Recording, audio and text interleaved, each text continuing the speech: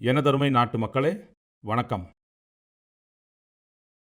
மனதின் குரல் நிகழ்ச்சிக்கு உங்களை மீண்டும் வரவேற்பதில் மகிழ்ச்சி. நவம்பரில் பல ஊக்கமளிக்கும் நிகழ்வுகள் நடந்தேறின. சில நாட்களுக்கு முன் நவம்பர் 26 அரசியலமைப்பு தினத்தை முன்னிட்டு சென்ட்ரல் ஹாலில் சிறப்பு நிகழ்ச்சி ஏற்பாடு செய்யப்பட்டிருந்தது. வந்தே மாதரத்தின் 150வது ஆண்டுகள் நிறைவை கொண்டாடும் நிகழ்ச்சிகள் நாடு முழுவதும் சிறப்பாக தொடங்கின.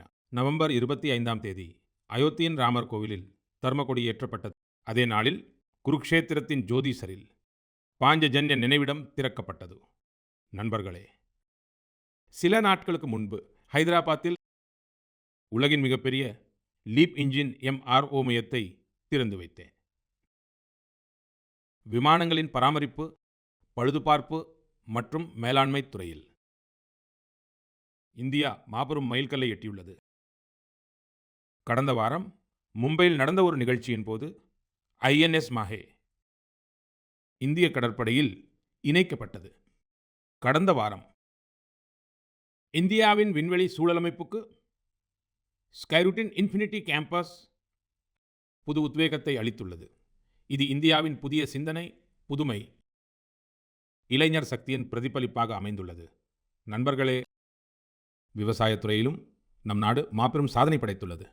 இந்தியா 357 மில்லியன் டன் உணவு தானிய உற்பத்தியின் மூலம் வரலாற்று சிறப்புமிக்க சாதனை படைத்துள்ளது. 357 மில்லியன் டன். 10 ஆண்டுகளுக்கு முன் இருந்ததை விட இந்தியாவின் உணவு தானிய உற்பத்தி 100 மில்லியன் டன் அதிகரித்துள்ளது. விளையாட்டுத் துறையிலும் கூட இந்தியா சிறந்து விளங்கியது. சில நாட்களுக்கு முன் இந்தியாவுக்கு காமன் விளையாட்டுகளை நடத்தும் வாய்ப்பும் கிடைத்ததாக அறிவிக்கப்பட்டுள்ளது. இவை பெரிய சாதனைகள். இந்த சாதனைகள் நம் நாட்டு மக்களுடையது. மனதின் குரல் நாட்டு மக்களின் இத்தகைய சாதனைகளையும் மக்களின் கூட்டு முயற்சிகளையும் பொதுமக்களின் முன் கொண்டு வருவதற்கான சிறந்த மேடையாக உள்ளது. மனதில் உறுதி இருந்தால், ஒரு குழுவாக கூட்டு சக்தியை நம்பி செயல்பட்டால், விழுந்தாலும் மீண்டும் எழுந்து நிற்கும் தைரியம் இருந்தால், கடினமான செயல்களிலும் வெற்றி நிச்சயம். கடந்த காலத்தில் செயற்கைக்கோள்கள், GPS அமைப்பு போன்ற எந்த வசதிகளும் இல்லாத போதும் நமது மாலுமிகள் பெரிய கப்பல்களை எடுத்துக்கொண்டு கடலில் பயணித்து தாங்கள் செல்ல வேண்டிய இடங்களை சென்றடைந்தனர். இப்போது கடலை கடந்து உலக நாடுகள் விண்வெளியின் எல்லையற்ற உயரங்களை அளந்து வருகின்றன. அங்கும் அதே சவால், GPS அமைப்பு இல்லை. தகவல் தொடர்புக்கான வசதிகள் இல்லை. எப்படி அடுத்த கட்டத்திற்கு செல்வது?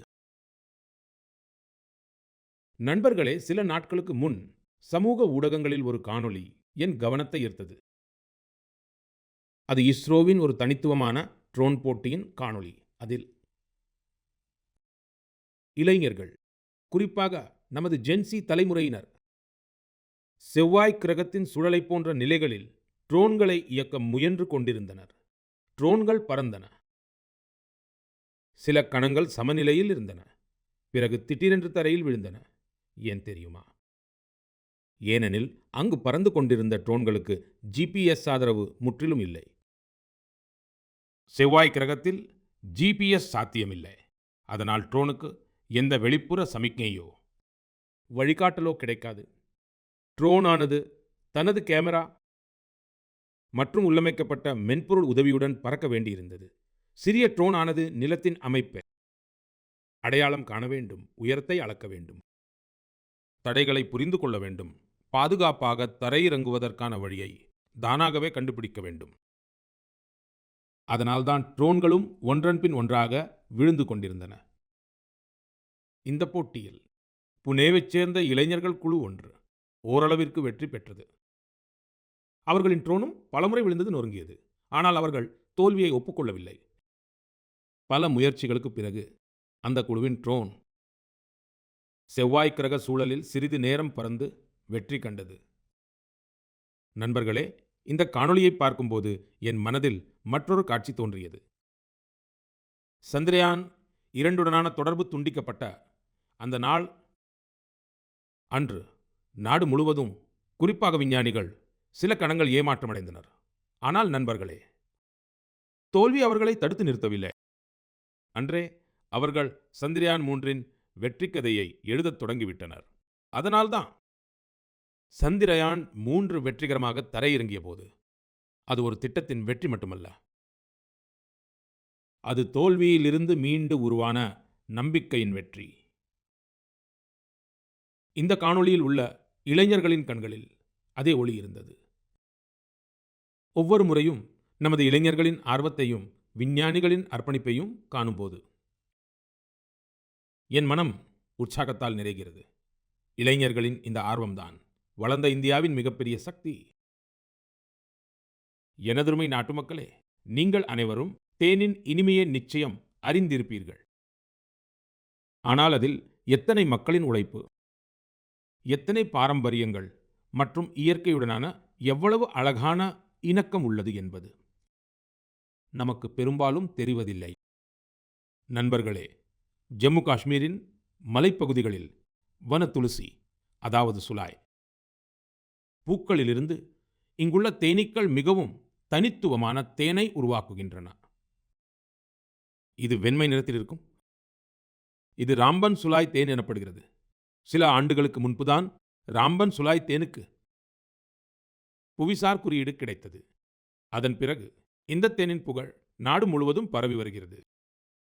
நண்பர்களே, தெற்கு கன்னட மாவட்டத்தின் புத்தூர் பகுதியில் உள்ள தாவரங்கள் தேன் உற்பத்திக்கு சிறந்தவையாக கருதப்படுகின்றன. இங்கு கிராமஜன்யா என்ற பெயருள்ள உழவர் அமைப்பு இந்த இயற்கையின் கொடைக்கு புதிய திசையை காட்டுகிறது.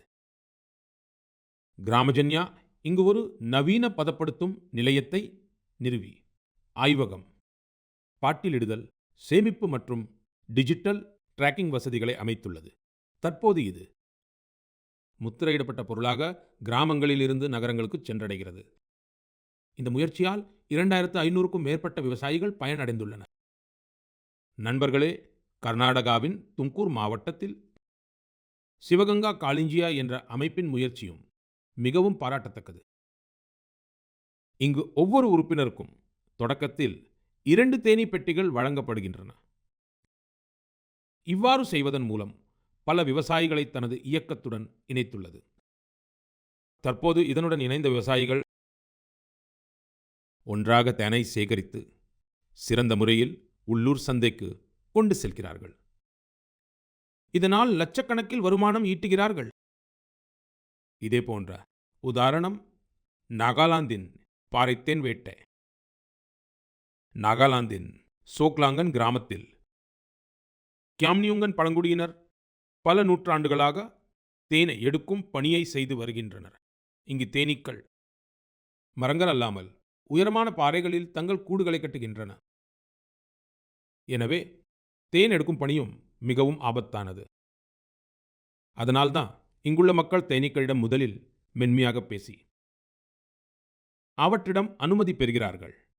இன்று தாங்கள் தேன் எடுக்க வந்துள்ளதாக கூறி அதன் பிறகே தேன் எடுக்கிறார்கள். நண்பர்களே, இன்று இந்தியா தேன் உற்பத்தியில் சாதனைகள் படைத்து வருகிறது. 11 ஆண்டுகளுக்கு முன் நம் நாட்டில் தேன் உற்பத்தி 76,000 மெட்ரிக் டன்னாக இருந்தது. இப்போது அது 1,50,000 லட்சம் மெட்ரிக் டன்னை விட அதிகமாகியுள்ளது. கடந்த சில ஆண்டுகளில் தேன் ஏற்றுமதியும் 3 மடங்குக்கு மேல் அதிகரித்துள்ளது. ஹனி மிஷன் திட்டத்தின் கீழ் காதி கிராமத் தொழில் ஆணையமும் 2,25,000க்கும் மேற்பட்ட தேனீ பெட்டிகளை வழங்கியுள்ளது. இதன் மூலம் ஆயிரக்கணக்கான மக்களுக்கு வேலை வாய்ப்புகள் கிடைத்துள்ளன. அதாவது நாட்டின் பல்வேறு மூலைகளிலும் தேனின் இனிமை அதிகரித்து வருகிறது. இந்த இனிமை விவசாயிகளின் வருமானத்தை அதிகரிக்க. மக்களே, ஹரியானாவின் குருக்ஷேத்திரத்தில் மகாபாரத போர் நிகழ்ந்ததை நாம் அனைவரும் அறிவோம். ஆனால் அந்த போரின் அனுபவத்தை இப்போது நீங்கள் அங்குள்ள மகாபாரத அனுபவ மையத்தில் நேரடியாக உணர முடியும். இந்த அனுபவ மையத்தில் மகாபாரத காவியம் முப்பரிமாண ஒலி மற்றும் ஒலி நிகழ்ச்சி டிஜிட்டல் தொழில்நுட்பம் மூலம் காட்சிப்படுத்தப்படுகிறது. நவம்பர் 25ஆம் தேதி குருக்ஷேத்திரம் சென்றிருந்தபோது இந்த அனுபவ மயத்தின் அனுபவம் என்னை ஆனந்தத்தில் ஆழ்த்தியது. நண்பர்களே, குருக்ஷேத்திரத்தில் பிரம்ம சரோவரில் நடைபெற்ற சர்வதேச கீதா மகோற்சவத்தில் பங்கேற்றதும் சிறப்பான அனுபவமாக இருந்தது. உலகெங்கிலும் உள்ள மக்கள் எவ்வாறு தெய்வீக நூலான கீதையால் ஈர்க்கப்படுவதை பார்த்து நெகிழ்ந்தேன். இந்த விழாவில் ஐரோப்பா மற்றும் மத்திய ஆசியா உட்பட உலகின் பல நாடுகளை சேர்ந்தவர்கள் பங்கேற்றனர். இந்த மாத தொடக்கத்தில் சவுதி அரேபியாவில் முதன்முறையாக ஒரு பொது மேடையில் கீதை விளக்க உரை நிகழ்த்தப்பட்டது. ஐரோப்பாவின் லாட்வியாவிலும் மறக்க முடியாத கீதா மகோத்சவம் ஏற்பாடு செய்யப்பட்டது.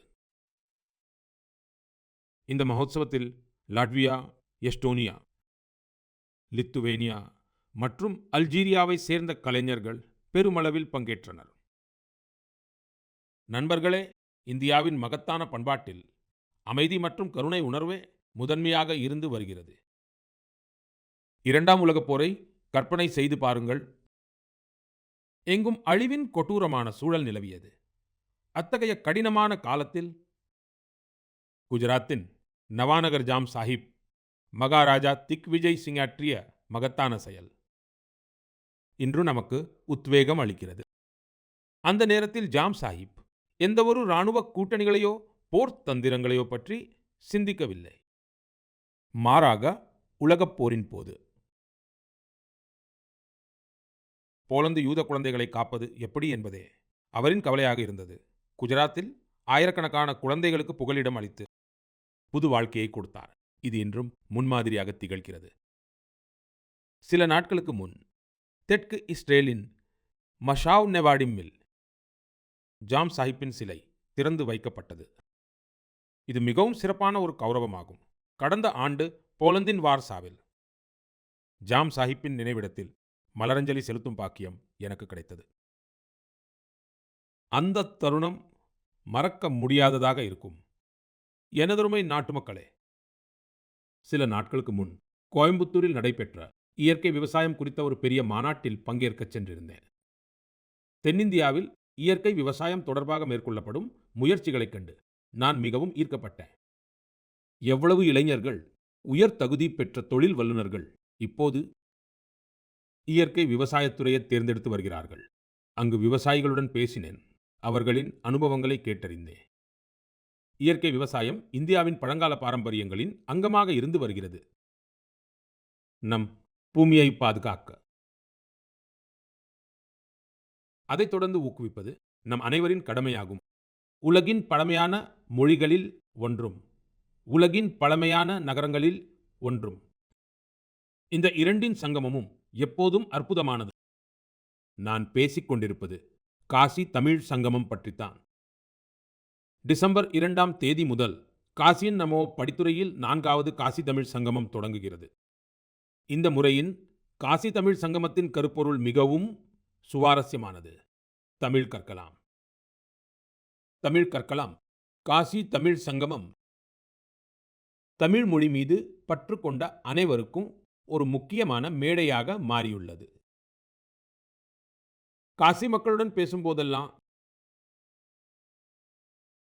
அவர்கள் காசி தமிழ் சங்கமத்தில் பங்கேற்பது மிகவும் மகிழ்ச்சியாக இருப்பதாக கூறுகிறார்கள். புதிதாக ஒன்றை கற்றுக்கொள்ளவும் புதிய மனிதர்களை சந்திக்கவும் வாய்ப்பு கிடைக்கிறது. இந்த முறையும் காசி மக்கள் மிகுந்த உற்சாகத்துடனும் ஆர்வத்துடனும் தமிழ்நாட்டில் இருந்து வரும் தங்கள் சகோதர சகோதரிகளை வரவேற்க ஆவலுடன் உள்ளனர். நீங்கள் அனைவரும் காசி தமிழ் சங்கமத்தில் நிச்சயம் பங்கேற்க வேண்டும் என்று கேட்டுக்கொள்கிறேன். இதனுடன் இதுபோன்ற பிற விஷயங்களை பற்றியும் சிந்திக்க வேண்டும். ஒரே பாரதம், உன்னத பாரதம் என்ற உணர்வை வலுப்படுத்தும். இதனை நான் மீண்டும் வலியுறுத்த விரும்புகிறேன். தமிழ் கலாச்சாரம் உயர்வானது. தமிழ் மொழி உயர்வானது. தமிழ் இந்தியாவின் பெருமிதம். எனதருமை நாட்டு மக்களே, இந்தியாவின் பாதுகாப்பு அமைப்பு வலுப்பெறும்போது ஒவ்வொரு இந்தியரும் பெருமையடைகிறார்கள். கடந்த வாரம் மும்பையில் INS மாஹே இந்திய கடற்படையில் சேர்க்கப்பட்டது. சிலர் இடையே அதன் உள்நாட்டு வடிவமைப்பு குறித்து பெரும் விவாதம் எழுந்தது. அதே சமயம் புதுச்சேரி மற்றும் மலபார் கடற்கரை மக்கள் அதன் பெயரைக் கேட்டே மகிழ்ச்சியடைந்தனர். அதன் மாஹே என்ற பெயர் மாஹே என்ற இடத்திலிருந்து பெறப்பட்டது. அதற்கு செழிப்பான வரலாற்று பாரம்பரியம் உள்ளது. கேரள மற்றும் தமிழ்நாட்டைச் சேர்ந்த பலர் இந்த போர்க்கப்பலின் முகப்புச் சின்னம் உருமி மற்றும் களரிப்பயிற்றின் பாரம்பரிய நெகிழ்வுத்தன்மை கொண்ட வாளை போல் தோன்றுவதை கவனித்துள்ளனர். நமது கடற்படை மிக வேகமாக தற்சார்பு பாதையில் முன்னேறி வருவது நம் அனைவருக்கும் பெருமைக்குரிய விஷயம். டிசம்பர் 4ஆம் தேதி நாம் கடற்படை தினத்தையும் கொண்டாடப் போகிறோம். இந்த சந்தர்ப்பம் நமது வீரர்களின் அடங்காத தைரியம் மற்றும் வீரத்தை கௌரவிக்கும் விசேஷ நாளாகும். நண்பர்களே, கடற்படை சார்ந்த சுற்றுலாவில் ஆர்வம் உள்ளவர்களுக்கு நம் நாட்டில் பல இடங்கள் உள்ளன. அங்கு சென்று அவர்கள் நிறைய கற்றுக்கொள்ளலாம். நாட்டின் மேற்கு கடற்கரையில் குஜராத்தின் சோம்நாத் அருகே தியூ என்ற மாவட்டம் உள்ளது. தியூவில் ஐஎன்எஸ் குக்ரிக்கு அர்ப்பணிக்கப்பட்ட குக்ரி நினைவிடம் மற்றும் அருங்காட்சியகம் உள்ளது. கோவாவில் கடற்படை விமான அருங்காட்சியகம் உள்ளது. இது ஆசியாவிலேயே தனித்துவமான ஒரு அருங்காட்சியகம். ஃபோர்ட் கொச்சியில் உள்ள ஐஎன்எஸ் துரோணாச்சாரியாவில் இந்திய கடற்படை கடல்சார் அருங்காட்சியகம் உள்ளது. இங்கு நமது நாட்டின் கடல்சார் வரலாறு மற்றும் இந்திய கடற்படையின் பரிணாம வளர்ச்சியை காணலாம். முன்பு போர்ட் பிளேர் என்று அழைக்கப்பட்ட ஸ்ரீவிஜயபுரத்தில் உள்ள சமுத்ரிகா கடற்படை கடல்சார் அருங்காட்சியகம் அந்த பகுதியின் செழிப்பான வரலாற்றை வெளிக்கொணர்வதில் பெயர் பெற்றது.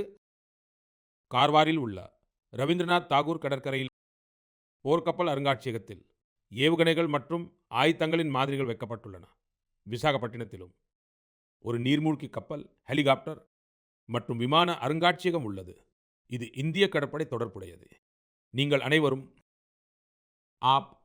குறிப்பாக இராணுவ வரலாற்றில் ஆர்வம் உள்ள அனைவரும் இந்த அருங்காட்சியகங்களை காண நிச்சயம் செல்ல வேண்டும். மக்களே, குளிர்காலம் வந்துவிட்டது. அதனுடன் குளிர்கால சுற்றுலாவுக்கான நேரமும் வந்துவிட்டது. உலகின் பல நாடுகள் குளிர்கால சுற்றுலாவை தங்கள் பொருளாதாரத்தின் மிகப்பெரிய அடித்தளமாக மாற்றியுள்ளன. பல நாடுகளில் உலகின் மிக வெற்றிகரமான குளிர்கால விழாக்கள் மற்றும் குளிர்கால விளையாட்டு மாதிரிகள் உள்ளன. இந்த நாடுகள் பனிச்சறுக்கு, பனிப்பலகை, பனிமலையேற்றம், பனிக்கட்டி ஏறுதல் மற்றும் குடும்ப பனிப்பூங்காக்கள் போன்ற அனுபவங்களை தங்கள் அடையாளமாக மாற்றியுள்ளன. அவர்கள் தங்கள் குளிர்கால விழாக்களை உலகளாவிய ஈர்ப்பாகவும் மாற்றியுள்ளனர். நண்பர்களே, நம் நாட்டிலும் குளிர்கால சுற்றுலாவிற்கான அனைத்து திறன்களும் உள்ளன. நம்மிடம் மலைகளும் இருக்கின்றன, பண்பாடும் உள்ளது. மேலும் சாகசத்திற்கான எல்லையற்ற வாய்ப்புகளும் உள்ளன. நான் மகிழ்ச்சி அடைகிறேன். இந்த நாட்களில் உத்தராகண்டின் குளிர்கால சுற்றுலா மக்களை மிகவும் ஈர்த்து வருகிறது. குளிர்காலத்தில் ஆரி, முன்சியாரி, சாப்டா மற்றும் டேஹ்ரா போன்ற இடங்கள் பிரபலமாகி வருகின்றன. சில வாரங்களுக்கு முன்பு பித்தோராகர் மாவட்டத்தில் 14,500 அடிக்கும் அதிகமான உயரத்தில் ஆதி கைலாஷில் மாநிலத்தின் உயரமான மலைப்பகுதியில் நடைபெறும் அல்ட்ரா ரன் மாரத்தான் ஏற்பாடு செய்யப்பட்டது. இதில் நாடெங்கும் 18 மாநிலங்களைச் சேர்ந்த 750க்கும் மேற்பட்ட தடகள வீரர்கள் பங்கேற்றனர். 60 கிலோமீட்டர் நீளமான ஆதி கைலாஷ் பரிக்ரமா ரன் கடுமையான குளிரில் காலை 5 மணிக்கு தொடங்கியது. இவ்வளவு குளிரிலும் மக்களின் உற்சாகம் பார்ப்பதற்குரியதாக இருந்தது.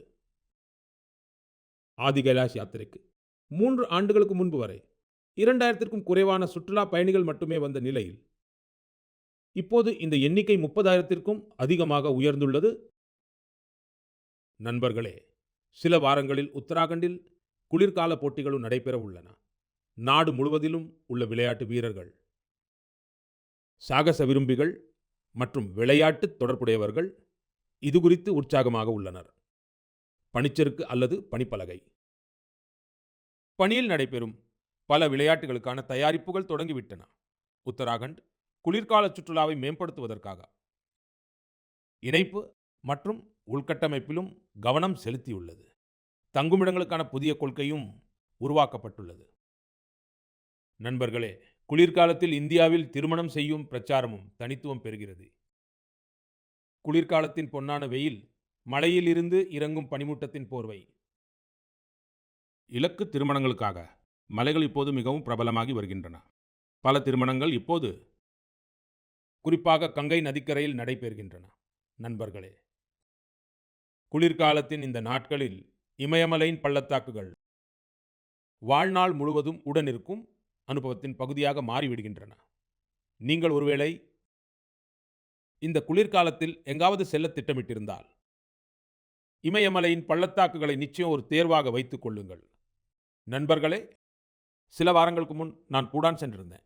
இது போன்ற பயணங்களில் பல்வேறு வகையான உரையாடல்கள் மற்றும் விவாதங்களுக்கான வாய்ப்பு கிடைக்கிறது. எனது இந்த பயணத்தில் பூட்டானின் மன்னர், முன்பு மன்னராக இருந்த அவரது தந்தை, அங்குள்ள பிரதமர் மற்றும் பிறரையும் சந்தித்தேன். அப்போது அனைவரிடமிருந்தும் ஒரு விஷயம் கேட்க கிடைத்தது. அவர்கள் அனைவரும் புத்த பகவானின் புனித சின்னங்களை அனுப்பியதற்காக இந்திய மக்களுக்கு நன்றி தெரிவித்தனர்.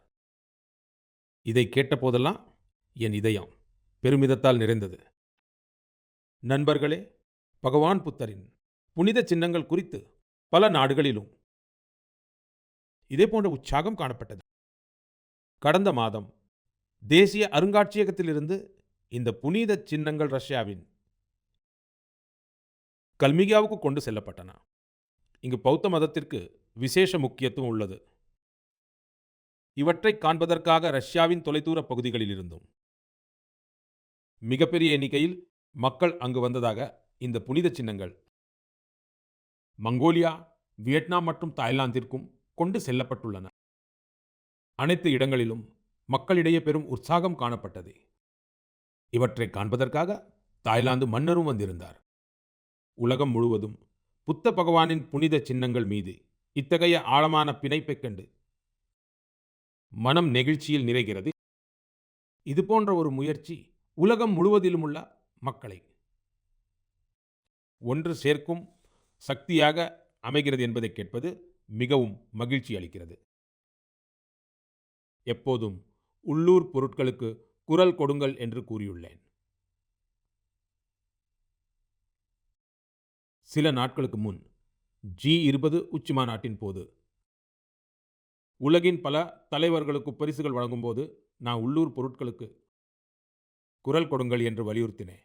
நாட்டு மக்களின் சார்பாக உலகத் தலைவர்களுக்கு வழங்கிய பரிசுகளில் இந்த உணர்விற்கு விசேஷ கவனம் செலுத்தப்பட்டது. இந்த மாநாட்டின் போது தென்னாப்பிரிக்காவின் குடியரசுத் தலைவருக்கு நடராஜரின் வெண்கலச் சிலையை பரிசளித்தேன். இது தமிழ்நாட்டின் தஞ்சாவூரின் கலாச்சார பாரம்பரியத்துடன் தொடர்புடைய சோழர் கால சிற்பக்கலையின் அற்புதமான எடுத்துக்காட்டு. கனடாவின் பிரதமருக்கு வெள்ளியால் ஆன குதிரை சிலை வழங்கப்பட்டது. இது ராஜஸ்தானின் உதய்பூரின் சிறந்த கைவினைத்திறனை காட்டுகிறது. ஜப்பான் பிரதமருக்கு வெள்ளியால் ஆன புத்தர் சிலை பரிசளிக்கப்பட்டது. இதில் தெலுங்கானா மற்றும் கரீம்நகரின் புகழ்பெற்ற வெள்ளி கைவினைத்திறனின் நுணுக்கம் தெரிகிறது. இத்தாலி பிரதமருக்கு பூக்களின் வடிவம் கொண்ட வெள்ளி கண்ணாடி பரிசளிக்கப்பட்டது. இதுவும் கரீம்நகரின் பாரம்பரிய உலோக சிற்பக்கலையை வெளிப்படுத்துகிறது. ஆஸ்திரேலிய பிரதமருக்கு வெண்கல உருளியை பரிசளித்தேன். இது கேரளாவின் மன்னாரில் ஒரு சிறந்த கைவினைப் பொருளாகும். இந்திய கைவினை கலை மற்றும் பாரம்பரியத்தை பற்றி உலகம் அறிய வேண்டும் என்பதே எனது நோக்கம். நமது கைவினைஞர்களின் திறமைக்கு உலகளாவிய மேடை கிடைக்க வேண்டும். நண்பர்களே, உள்ளூர் பொருட்களுக்கு குரல் கொடுங்கள் என்ற உணர்வை நாட்டின் கோடிக்கணக்கான மக்கள் தங்கள் வாழ்வின் அங்கமாக மாற்றிக்கொண்டதில் மகிழ்ச்சி. இந்த ஆண்டு நீங்கள் பண்டிகைகளுக்காக பொருட்கள் வாங்க சந்தைக்கு சென்றபோது ஒரு விஷயத்தை அனைவரும் உணர்ந்திருப்பீர்கள். மக்களின் விருப்பங்களிலும் வாங்கும் பொருட்களிலும் நம் நாடு சுதேசியை நோக்கி நகர்வதற்கான தெளிவான அறிகுறி தெரிந்தது. மக்கள் தாங்களாகவே இந்திய பொருட்களை தேர்ந்தெடுத்தனர். இந்த மாற்றத்தை மிகச்சிறிய கடைக்காரரும் உணர்ந்தார். இந்த முறை இளைஞர்களும் உள்ளூர் பொருட்களுக்கு குரல் கொடுத்தனர். இன்னும் சில நாட்களில் கிறிஸ்துமஸ் மற்றும் புத்தாண்டுக்கான ஷாப்பிங் தொடங்க உள்ளது. மீண்டும் நினைவூட்டுகிறேன், உள்ளூர் பொருட்களுக்கு குரல் கொடுங்கள். நம் நாட்டில் தயாரிக்கப்பட்டதே வாங்குங்கள். நாட்டு மக்களின் உழைப்பு உள்ளதையே விற்பனை செய்யுங்கள். மக்களே, இந்திய விளையாட்டுகளை பொறுத்தவரை இந்த மாதம் சிறப்பாக அமைந்துள்ளது. இந்த மாதம் இந்திய மகளிர் அணியின் ஐசிசி மகளிர் உலக கோப்பை வெற்றியுடன் தொடங்கியது. ஆனால் அதன் பிறகும் களத்தில் மேலும் பல செயல்பாடுகள் காணப்பட்டன. சில நாட்களுக்கு முன் டோக்கியோவில் மாற்றுத்திறனாளிகளுக்கான ஒலிம்பிக்ஸ் நடைபெற்றன. அங்கு இந்தியா இதுவரை இல்லாத சிறந்த செயல்திறனை வெளிப்படுத்தி 20 பதக்கங்களை வென்றது. மகளிர் வீராங்கனைகளும் கபடி உலகக்கோப்பையை வென்று வரலாறு படைத்தனர். போட்டி முழுவதும் அவர்கள் சிறந்த செயல்திறனை வெளிப்படுத்தி நம் மனதை வென்றனர். உலக குத்துச்சண்டை கோப்பை இறுதிப் போட்டிகளிலும் அவர்களின் செயல்திறன் சிறப்பாக இருந்தது. அங்கு அவர்கள் 20 பதக்கங்களை வென்றனர். நண்பர்களே, நமது மகளிர் அணி பார்வையற்றோருக்கான கிரிக்கெட் உலகக்கோப்பையை வென்றது. பெரிதும் பேசப்படுகிறது. நமது இந்த அணி ஒரு ஆட்டத்தில் கூட தோற்காமல் இந்த போட்டியை வென்றுள்ளது. நாட்டு மக்களுக்கு இந்த அணியின் ஒவ்வொரு வீராங்கனையும் நினைத்து மிகவும் பெருமையாக உள்ளது. இந்த அணியை பிரதமர் இல்லத்தில் சந்தித்தேன். இந்த அணியின் தைரியமும் அவர்களின் மன உறுதியும் நிறைய கற்றுக் கொடுக்கிறது.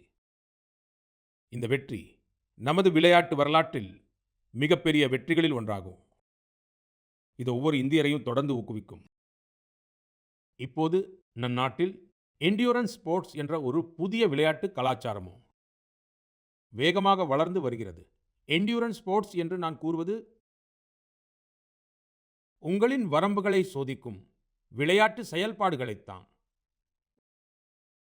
சில ஆண்டுகளுக்கு முன்வரை மார்த்தான் மற்றும் பைகத்தான் போன்ற சிறப்பு நிகழ்வுகள் சில குறிப்பிட்ட நபர்களுக்கு மட்டுமே வரையறுக்கப்பட்டிருந்தது.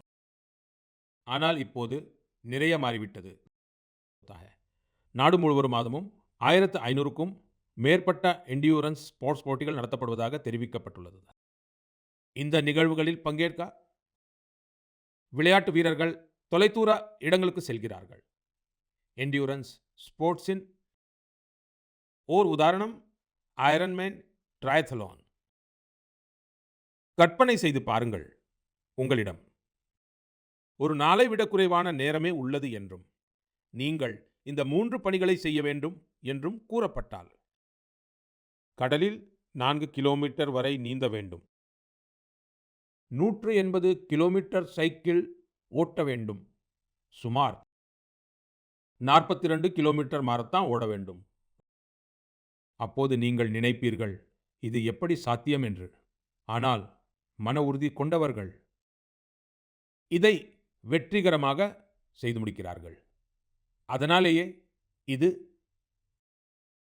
ஐரன்மேன் ட்ரையத்லான். சமீபத்தில் கோவாவில் இது போன்ற ஒரு நிகழ்ச்சி ஏற்பாடு செய்யப்பட்டது. இப்போதெல்லாம் இது போன்ற நிகழ்ச்சிகளில் மக்கள் மிகுந்த ஆர்வத்துடன் பங்கேற்கிறார்கள். நமது இளம் நண்பர்களிடையே பிரபலமாகி வரும் இது போன்ற பல போட்டிகள் உள்ளன. இப்போதெல்லாம் பலர் fit India Sundays on cycle போன்ற நிகழ்ச்சிகளில் பங்கேற்பதற்காக ஒன்று கூடுகிறார்கள். இவையெல்லாம் உடற்தகுதியை ஊக்குவிக்கும் விஷயங்கள். நண்பர்களே, ஒவ்வொரு மாதமும் உங்களை சந்திப்பது எனக்கு எப்போதும் புதிய அனுபவமாகவே உள்ளது.